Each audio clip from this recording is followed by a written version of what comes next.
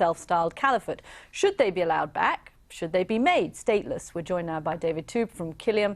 Thank you very much for joining us, Mr. Toube. Good evening. Where do you stand on this? What should countries do with people who have gone off to fight for so-called Islamic State in Syria, and now that the caliphate has fallen, they want to come home? Well, Begum is a case in point, really. She is a person who travelled out to Syria at a time when it was very clear that there was a genocide going on of the Yazidi people. She has come back and she has given a very poor account of herself, and I think that there can be very few people in this country who have any sympathy for her at all. She shows really very little sign of repentance. She does appear very much to be still in the grips of the extremist ideology that took her out there in the first place.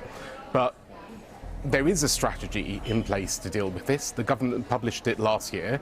It is the contest strategy, and what it says in summary is you prosecute them if there's evidence and if you can. In any event, you look after children, and in all circumstances you de-radicalise them. And I cannot see how the Home Secretary's actions does any more than kick the issue down the road. So, David, we should explain. Quilliam is a think tank. It's committed to counter extremism in London, and it was formed by a former Islamist. That's correct. I mean, it's more than that. I mean, Quilliam is an organisation that is largely staffed by people who have been involved in some cases, violent extremist organisations. They reform other people. Quilliam also has a successful track record of taking people off that stony path and getting them into a position where they can be assets in the fight against terrorism. So do you then believe that everybody could come back from being in a situation where they've joined something like Islamic State and be rehabilitated and renounce those extremist values? There clearly are going to be circumstances where it's entirely proper for the government to exclude people.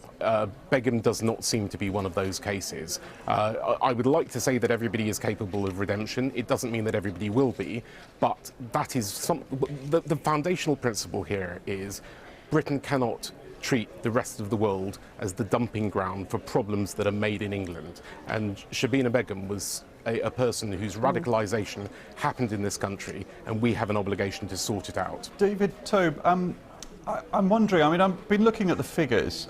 Tens of thousands of foreign fighters we know went to Syria and to Iraq to fight with Islamic State.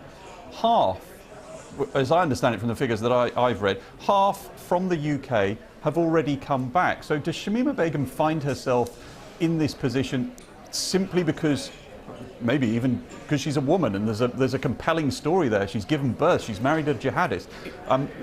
She's given publicity to her story, and therefore she's become a political problem. Whereas actually, half of the thousands who've already left Britain have come back indeed, and they presumably are being integrated in some way, dealt with in some way.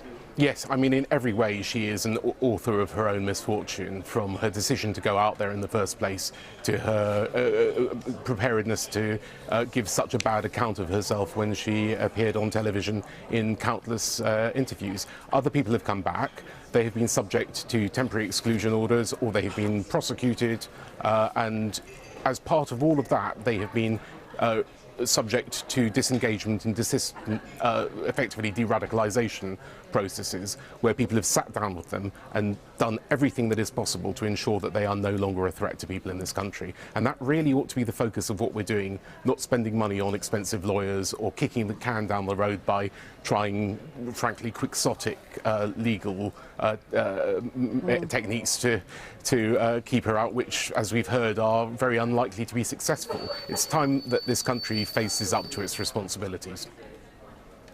David, thank you very much for joining us. There has, by the way, been a case similar, it seemed like, here in the US, where there was what looked like an American woman who was in a very similar position to Shamima